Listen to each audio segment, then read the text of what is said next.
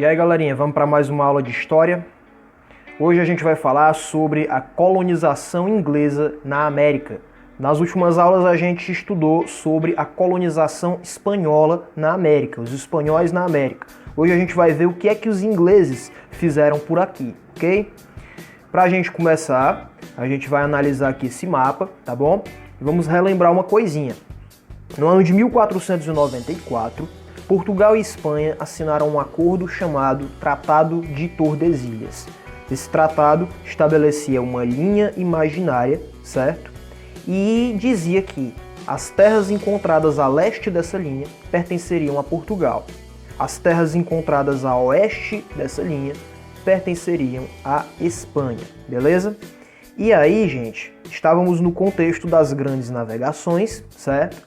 Espanha e Portugal foram os pioneiros, certo? Lembrando, né, de novo, a gente já trabalhou isso presencialmente, eles buscavam as especiarias, buscavam rotas para o Oriente, né, para as Índias, e acabavam descobrindo, ocupando terras na África, acabaram descobrindo o continente americano, enfim. E aí você vai reparar aqui nesse mapa, o que é lilás pertence a Portugal, teoricamente, certo? E o amarelo é o que pertenceria, teoricamente, à Espanha, lá naquela época, naquele século. E aí você repara que a Inglaterra, ela não tem espaço aí, tá? A Inglaterra, a pequena Inglaterra, bem ali onde eu circulei, aquela ilha lá na Europa, ela estava à margem desses negócios entre Portugal e Espanha. Do mesmo jeito que outros países também, na época, que também queriam se intrometer nesses negócios. Então a Inglaterra não concordava com o acordo de Tordesilhas, não reconhecia que ele era válido, e aí eles recorreram, também querendo as riquezas que eram extraídas das Américas, recorreram a piratas e corsários, tá? Então os ingleses eles se utilizavam da pirataria para poder também ganhar alguma riqueza na América, certo? Os piratas eles eram saqueadores que assaltavam navios, roubavam suas riquezas. Então, por exemplo, ouro transportado das colônias espanholas na América em um navio poderia ser roubado por piratas, certo? E os corsários eles também são piratas, é a mesma coisa. A diferença é que o corsário ele recebe um documento da própria coroa inglesa, certo? Que lhe dá autorização para cometer atos de pirataria. Ele é um pirata autorizado. Os piratas eles são bandidos, certo? Que agem por conta própria. Pega um navio e vai assaltar outro navio. Já os corsários eles tinham um documento, certo? Uma autorização para poder saquear navios de inimigos, beleza? A exemplo desse cara Francis Drake, que é considerado um herói lá na Inglaterra, certo? Que ele foi um pirata, só que era um corsário, né? Um pirata diferente, um pirata que ele tinha um documento para dizer, olha, eu posso fazer pirataria contra vocês. Aí, gente, cansados de ficar vivendo só da pirataria, os ingleses querendo também ocupar as terras de fato, colocar povoamento, eles acabavam tentando criar núcleos de povoamento na América. Alguns fracassaram, até que o primeiro, em 1607, deu muito certo, que foi Jamestown, na colônia da Virgínia. E a partir do povoado de Jamestown, na Virgínia, é que começou de fato a ocupação dos ingleses no norte da América, certo? E aí, a partir de então, vários colonos chegaram na América do Norte para ocupar essas terras, beleza? De onde vinham esses colonos? De duas situações. Em primeiro lugar, dos chamados cercamentos. O que era cercamentos? Era a expulsão de camponeses das terras de uso comum para que estas fossem usadas como pasto para a criação de ovelhas. Vamos entender. Gente, na Inglaterra haviam terras que eram de uso comum dos camponeses, certo? Os camponeses, eles podiam viver, ainda eram pobres, mas podiam ter sua própria terra, plantar seu próprio alimento, enfim, eles podiam sobreviver de maneira digna. Só que aí a Inglaterra estava muito interessada na confecção de tecidos de lã, ok? E o que eles fizeram? Os grandes proprietários acabaram expulsando os camponeses das terras de uso comum para eles cercarem essas terras para servir para as ovelhas serem criadas, já que a ovelha é que fornece a lã, certo? Então os camponeses acabavam sendo expulsos dos campos da zona rural e esses camponeses expulsos acabaram indo para as cidades, certo? E nas cidades eles não encontraram a prosperidade, eles encontraram a miséria, se tornaram mendigos, se tornaram ladrões, ok? Moradores de rua. E daí então se tornaram um problema para os ingleses, certo?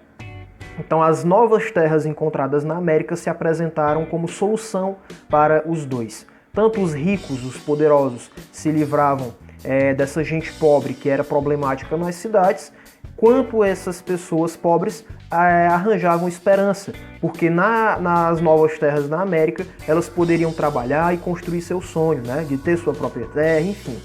Elas poderiam tentar atingir a prosperidade. A outra leva, o outro grupo de imigrantes, o outro grupo de colonos ingleses que chegou na América eram chamados puritanos, ok? Os puritanos eram protestantes calvinistas, eu até sublinhei ali a palavra calvinistas, perseguidos na Inglaterra. Isso aqui, gente, aconteceu na época da Reforma, certo? Na época da Reforma Protestante. E a Inglaterra, ela estava com uma convulsão social muito forte, estava um rebuliço muito grande na Inglaterra, uma crise danada por causa de religião, certo? Era o rei querendo implantar uma igreja própria, querendo querendo se distanciar da igreja católica. Aí a filha dele, que acaba ocupando o trono, quer que seja católica de novo. Aí a outra filha dele, que ocupa o trono depois, já quer... Enfim, nessa confusão toda, os puritanos acabavam sendo hostilizados, acabavam sendo perseguidos, e ao mesmo tempo eles também não gostavam da situação que a própria Inglaterra se encontrava. Então qual era a solução que esses puritanos achavam? Tentar construir também uma nova vida na América, em que eles teriam liberdade religiosa, liberdade para acreditar no que quiserem e viver como quiserem, certo? Aqueles religiosos de tendência calvinista, quem quiser depois eu vou deixar o card aqui para que vocês possam ver de novo sobre a Reforma Protestante. Os calvinistas, eles acreditavam numa vida muito disciplinada, muito regrada, certo? Eles eram muito contidos, eram pessoas muito moralistas e eles acreditavam muito no valor do trabalho, certo? E na ideia de que era possível obter prosperidade e riqueza através do trabalho duro, através da disciplina, através da objetividade, beleza? E isso é o que também vai moldar a cultura lá nos Estados Unidos, né? A cultura norte-americana é muito voltada também para isso, para a ideia de prosperidade, de esforço, né? De progresso individual, enfim. E no caso, gente, isso aqui são os dois grupos principais que eu tô falando, beleza? Mas eu quero deixar claro que não foram os únicos, tá? Outros ingleses também ocuparam a América, como por exemplo católicos também. Também tinha gente rica que vinha para cá, por que não? E também outros europeus também ocuparam essas terras que depois seriam totalmente inglesas, beleza? E essa gente toda acabou formando as chamadas 13 colônias da América do Norte. Durante um bom tempo foi assim que essas terras americanas foram chamadas as 13 colônias. E essas 13 colônias da América do Norte, diferentemente do que ocorreu, por exemplo, na América Espanhola, que nós falamos, elas não eram assim tão controladas pela Inglaterra, certo? E elas também não tinham um governo só. Você não tinha um governo comandando as 13 colônias. Cada colônia tinha seu próprio governo. A colônia da Virgínia tinha um governo, a colônia da Geórgia lá embaixo tinha um governo, a colônia de Nova York, beleza? Cada colônia tinha seu próprio governo, não tinha um governo aqui que mandasse em todas as 13, tá? E aí a gente divide as 13 colônias em colônias do Norte, do Centro e do Sul, ok? E essas 13 colônias aqui vão dar origem, né, aos Estados Unidos da América. Inicialmente essas 13 colônias ficavam só aqui, ó, pelo Oceano Atlântico, observe aqui. Depois esses colonizadores se estenderam para o oeste, certo?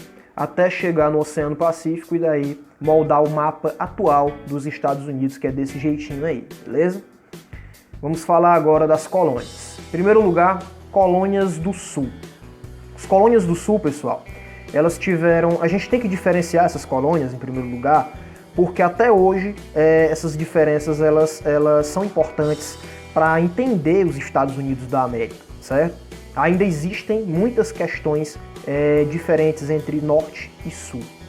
O Norte, politicamente, economicamente, culturalmente é diferente do sul, lá nos Estados Unidos, certo? E isso começa lá nas colônias.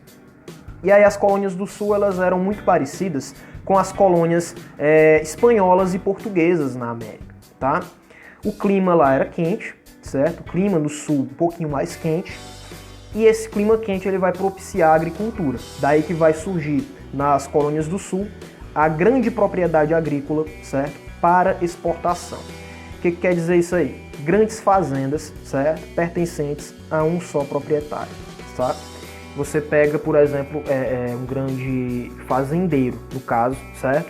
Em que ele vai ter uma fazenda inteira, em grandes extensões de terra, destinadas a um único produto para ser vendido no exterior, certo? Que é o que aconteceu, por exemplo, aqui no Brasil, em relação ao açúcar, em relação ao café. No caso aí das colônias do sul, os principais foram o arroz, o algodão, beleza? Entre outros. E aí você tinha nas colônias do sul, o que prevaleceu economicamente, foi essas grandes fazendas plantando um único produto, certo? Para vender no mercado externo, beleza? Grandes fazendas com um só dono muito rico.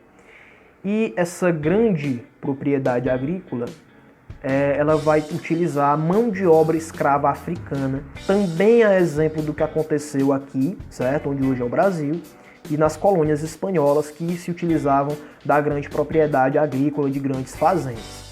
Então, as colônias do sul elas exploraram muito o trabalho escravo de africanos e seus descendentes. Essa é a imagem que eu vou colocar aqui, gente, para simbolizar o sul, tá bom? Você vai ver que é uma grande fazenda, eles estão plantando algodão e os trabalhadores eles são negros escravizados, ok? Aí, galerinha, as colônias do norte e do centro, certo? Vamos falar delas agora.